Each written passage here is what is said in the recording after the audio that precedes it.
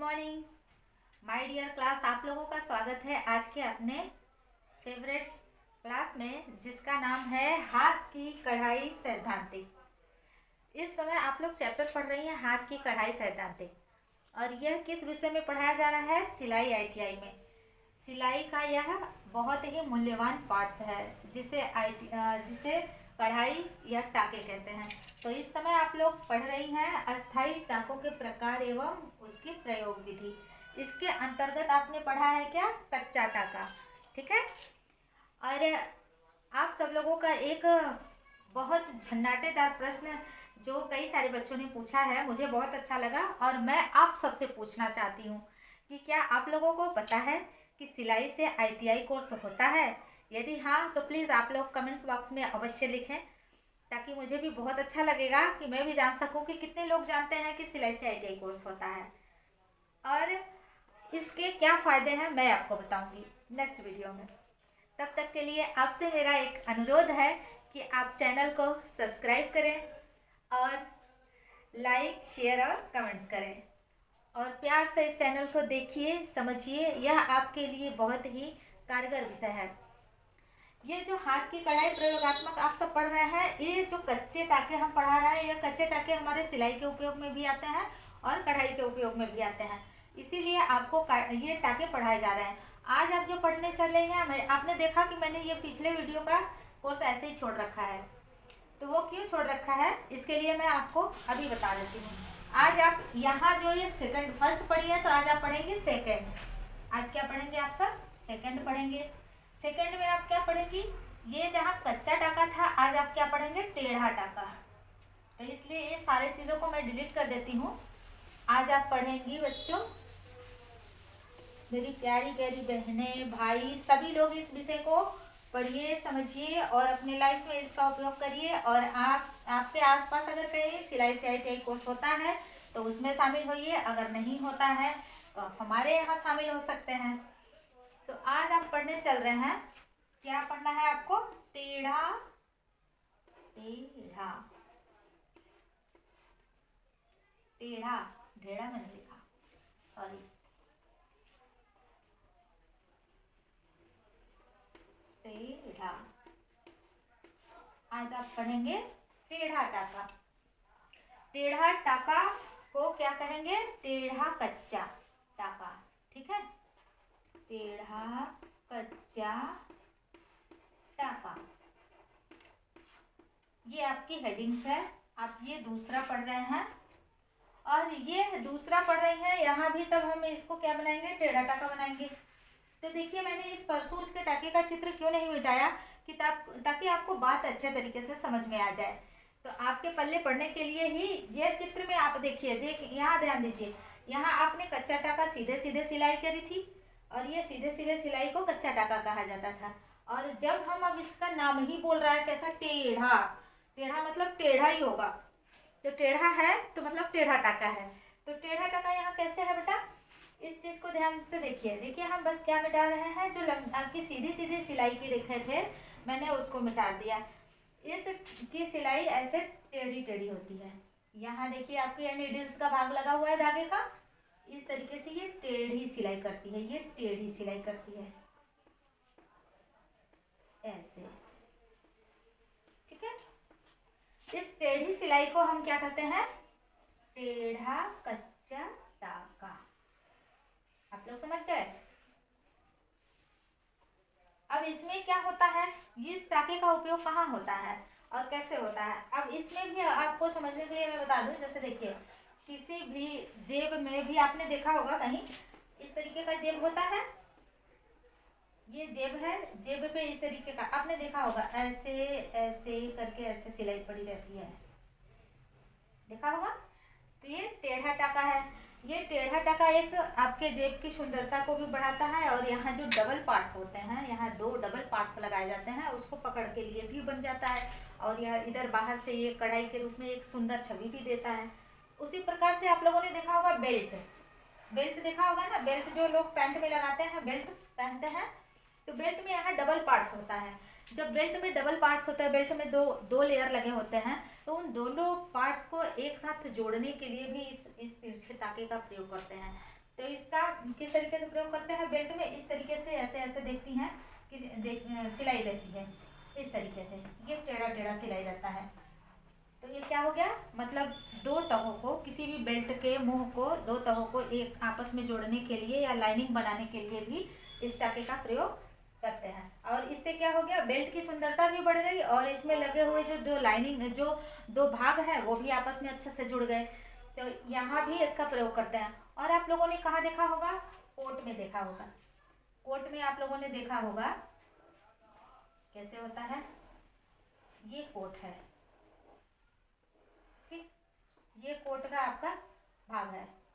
इस वाले भाग में आपने देखा होगा, ये जो कॉलर का भाग है, इस कॉलर के भाग में आप देखती हैं कि यहाँ भी आप इन दोनों प्लेट्स को, मतलब दो तहों को, एक ऊपर का जो होता है वो दूसरा भाग होता है, नीचे का दूसरा भाग होता है, दोनों भागों को आपस में जोड़ने के लिए और सिलाई बाहर ना दिखे, तो इसकी सुंदरता बनाए रखने के लिए इस पर आप लोग देखती होंगी कि इस तरीके से लाइनिंग बनी होती है, इस तरीके से तिरछी तिरछी लाइनिंग बनी होती है। तो ये लाइनिंग क्या करता है, आपके कोट की सुंदरता भी बढ़ाता है और देखने में अच्छा लगता है और कपड़े में मजबूती आ जाती है। तो आप लोग अब समझ चुके होंगे कि इस तिरछे टाके का प्रयोग कहाँ कहाँ करते हैं, कहाँ कहाँ, जेब के मुहाने को बनाने के लिए, बेल्ट के दो भागों को जोड़ने और बेल्ट पे लाइनिंग बनाने के लिए, और कहाँ करते हैं, कोट के ट्राई को लेने के लिए, कोट के ट्राई को बनाने के लिए, बनाने के बाद फिर उसको खोला जा सकता है क्योंकि यह कच्चा टाका खोले भी जाते हैं। जो ये कोट में बनता है तो कोट को सिलने के बाद, बनाने के बाद वो टाके खोल दिए जाते हैं और बेल्ट में रखे जाते हैं और जेबा में भी रखा जाता है। तो अब यहाँ देखिए, ये मैंने दो लाइनिंग आपके लिए खींचा है। अब इसका चित्र आप अपने माइंड में सेटअप करिए और इस चीज़ को आप समझिए। यहाँ आप क्या करेंगे, ये जैसे दो पार्ट्स हैं, इन दोनों पार्ट्स को कैसे जोड़ेगा, इस तरीके से ये दो पार्ट्स हैं, तो इनके लिए जब तिरछी लाइनिंग की सिलाई करेंगे तो इस तरीके से सिलाई करेंगे, ऐसे ऐसे ऐसे आप तिरछी पार्ट्स की सिलाई ऐसे रहेंगी, इस प्रकार से तिरछी सिलाई होती है। और ये क्या करती है, आपके कपड़े की सुंदरता को भी बढ़ाती है, मजबूती को भी बनाए रखती है, इस प्रकार से। अब आप लोग समझ गए होंगे इसको क्या बोलते हैं, टेढ़ा टेढ़ा कच्चा, ठीक, टेढ़ा कच्चा टाका। अब इसके बारे में आप डेफिनेशन लिख लीजिए। डेफिनेशन लिखाने की ज़रूरत है या आप तो समझ गए होंगे। अच्छा हाँ, कभी कभी इसको, इस टेढ़ा कच्चा टाका का नाम इंग्लिश में पूछ देता है, ऐसे में भी बहुत सारे बच्चे घबरा जाते हैं कि अरे ये क्या आ गया, ये तो हम लोगों ने तो पढ़ा ही नहीं था। तो इसको क्या बोलते हैं, डायगोनल स्टिच। मतलब डायगोनल स्टिच को इसको हम लिख ही देते हैं, कैसे, DIGONAL, डायगोनल स्टिच, ठीक है बेटा। ये डायगोनल स्टिच क्या है, स्टिच, डायगोनल स्टिच के बारे में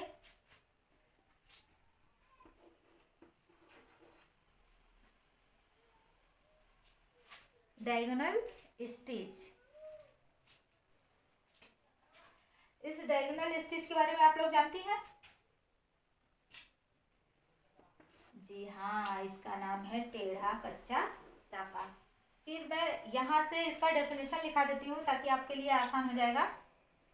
तो ऐसे देखिए, इसमें आप क्या लिखेंगे इसके बारे में। अब इसके बारे में जो आपने चित्र में बनाया है, जो चीज़ समझा है वही लिखना है।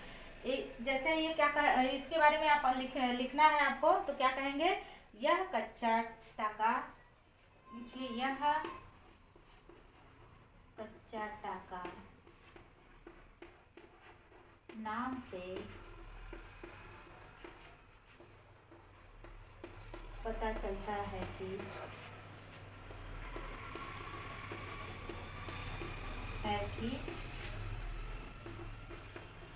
टेढ़ा सिलाई करना है, टेढ़ा सिलाई करने को कहते हैं।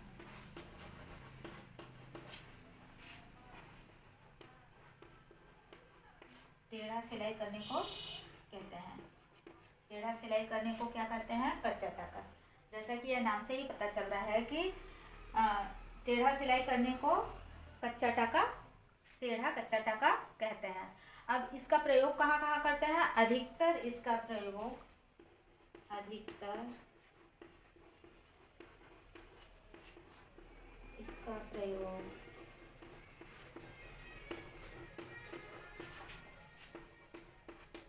जेबों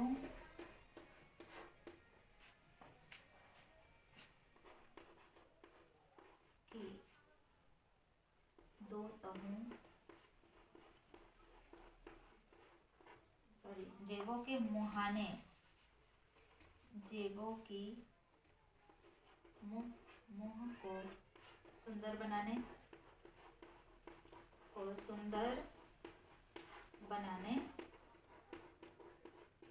और दूसरा का प्रयोग करते हैं बेल्ट की लाइनिंग के लिए, बेल्ट की लाइनिंग के लिए,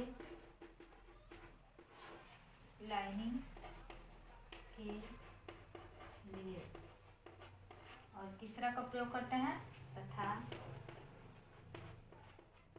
कोट की ट्राई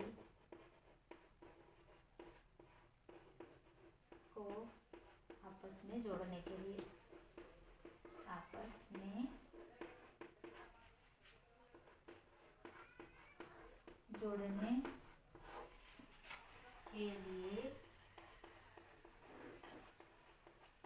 करके खोल देते हैं,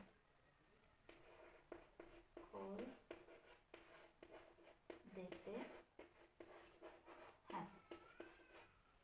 ठीक है, अब आप लोग समझ गए कि टेढ़ा कच्चा यानी डायगोनल स्टिच को क्या कहते हैं, किन किन चीज़ों में प्रयोग में लाते हैं।